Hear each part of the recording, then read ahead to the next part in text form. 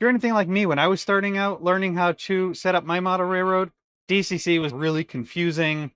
But I'm here to tell you, it's actually not that hard to set up your small layout for DCC. And in this video, I'm going to break it down component by component, show you how easy it could be to set up DCC on your small model railroad.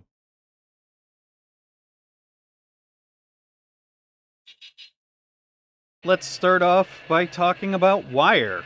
And here comes our wire train now.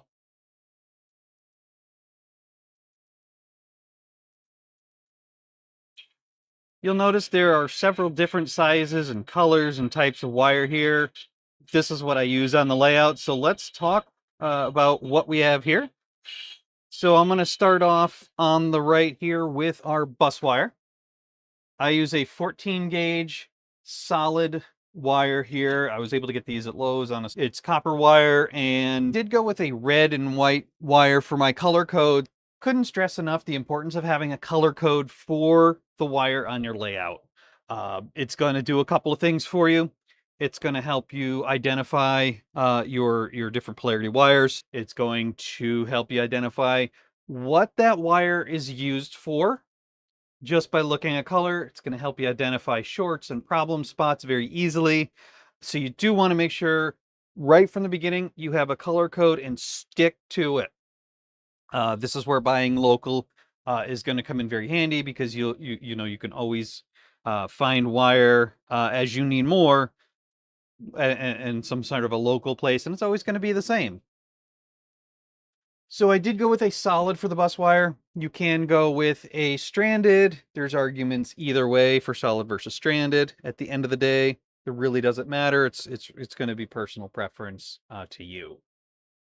The next spool I have here, this is a 20 gauge solid copper doorbell wire. Comes in a 100-foot spool with both red and white wires, and it's like $16 at Lowe's. I went with a solid here because for my feeders, I find it much easier to work with when soldering to rail than stranded. And then the last spool that I have here, this is a green spool of 22 gauge stranded wire. I know, green frog, haha.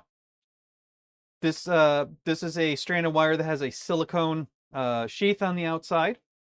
And I went with stranded here because the turnouts that I use here are the Wathers ones. And you'll see right here is a small tab that's used to power the frog here.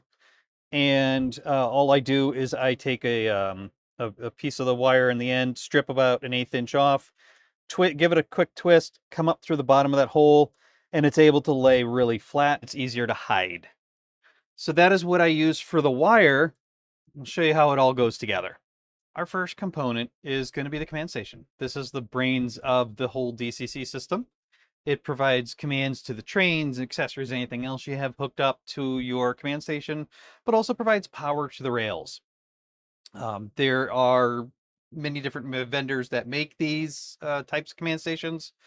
ESU, TCS, Digitrax, NCE, and quite a few others do make command stations, and an ecosystem usually of other components. The one that you go with for the purposes of what we're doing here and wiring up your DCC layout is going to come down to preference. It used to be the general advice that you want to go with the same type of DCC system that others in your area use. So this way, if you had questions or needed help, other folks in the area would be using the same type of system you did. So it was easy to get help. But nowadays, with the internet, you've got videos, you've got the ability for real-time video calls, that I find that advice be pretty much obsolete, since you can get help from anyone that has your system anywhere in the world. And also the manufacturers themselves are generally very approachable and want to help you to make the most of your system. I chose ESU. It is a more modern system. It takes a lot of the complexity of DCC, and it puts it behind a nice user interface. It's easy to use, gets you running trains quickly. So this is a 6-amp system. It's got a little more power than most of the types of command stations that you would be looking for your small layout. Generally, they're 5-amp. And the amount of amperage that gets put out to the rails is user selectable. So you can put out anywhere from 2 to 6 amps in half amp increments, and you get that right from your throttle, which I find a really, really good feature, since you don't have to put out any more amperage than you need for your layout. The power supply is between 15 and 21 volts, so it will work with different scales that have different voltage requirements. So let's go ahead and move on under the layout. So let me show you how I put the electrical systems together on my small layout. First component you're going to see is this circuit board here. This is a DCC Specialties circuit breaker. It's a PSXX unit. And this is going to provide protection for your expensive locomotives, so that if there's a short circuit because they, let's say the turnout was set in the wrong direction, or someone accidentally drops something metal across the rails, or any one of a number of other reasons that could cause a short circuit, this breaker will do its job and protect those expensive locomotives.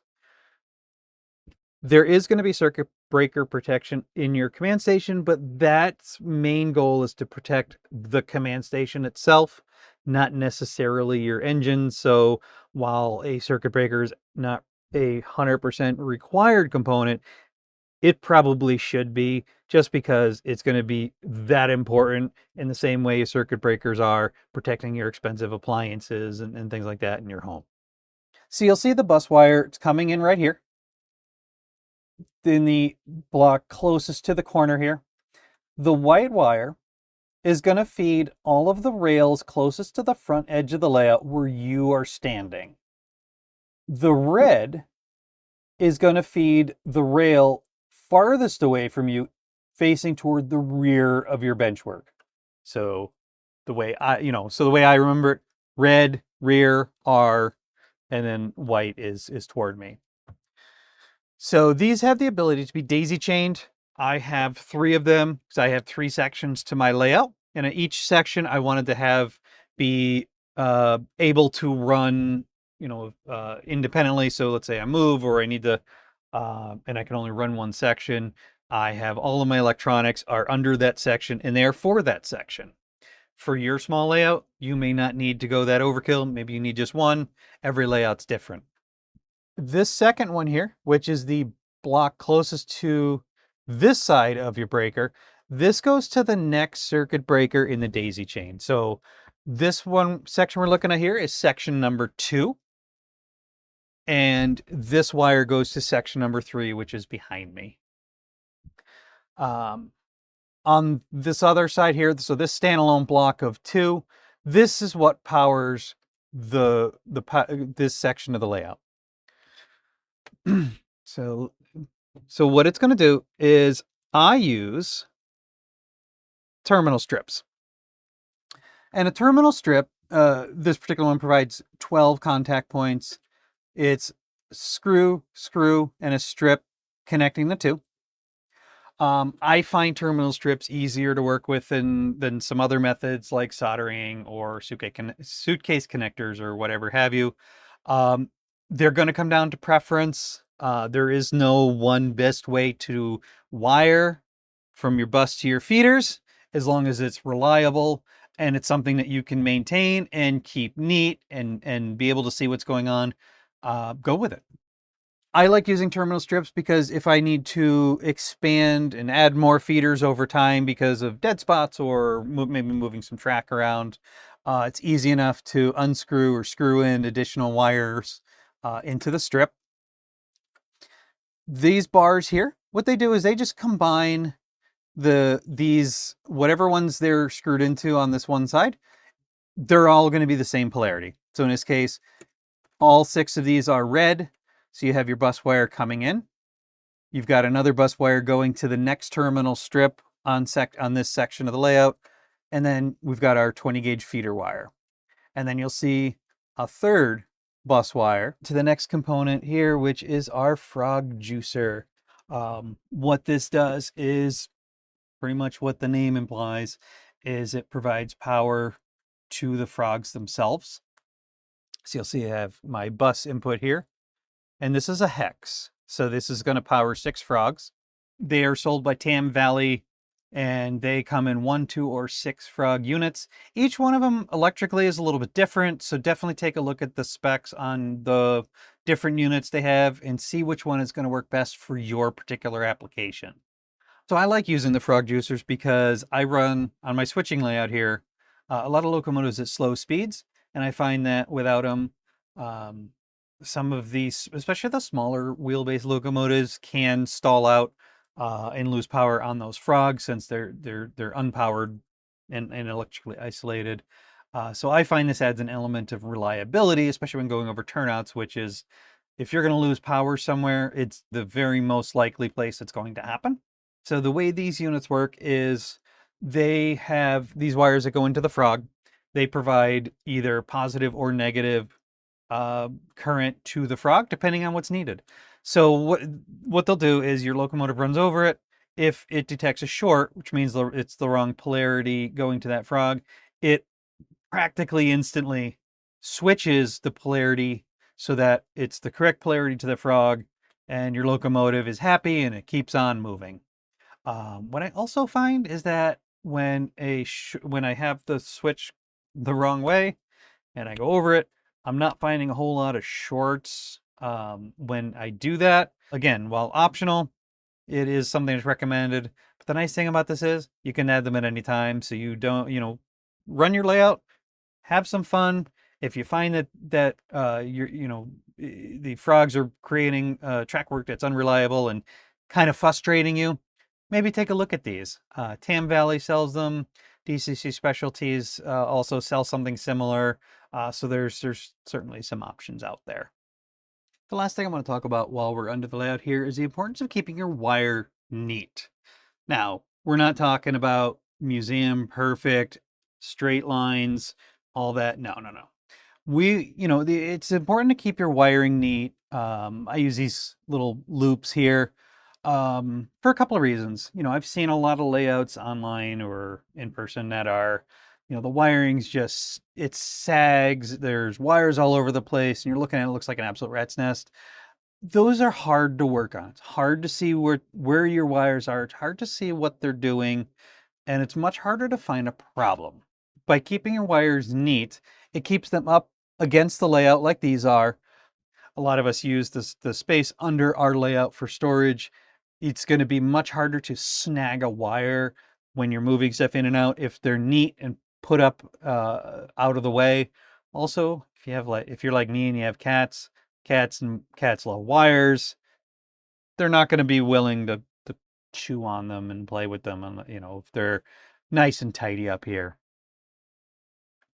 So however you choose to tidy up, keep your wires tidy, it's going to pay dividends as you work on your layout, as you expand it and need to troubleshoot it and things like that.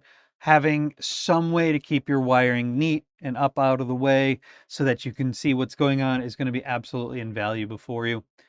These loops, $2 at a local hardware store for a package, takes a couple of minutes and is going to pay massive dividends down the road. So definitely want to keep your wires neat and tidy. So that's how I wired my small layout for DCC. If you have any questions, go ahead and leave them in the comments below. Stay tuned for part 2 to finish up this series, where we go ahead and talk about where and how to solder your feeders. We're also going to look at how to separate your small layout into electrical blocks to minimize the effect of a short circuit on other parts of the layout. And if you could, go ahead and hit that like and subscribe button, and go ahead and hit the bell so that you can be notified when I post new videos. Thank you and happy railroading.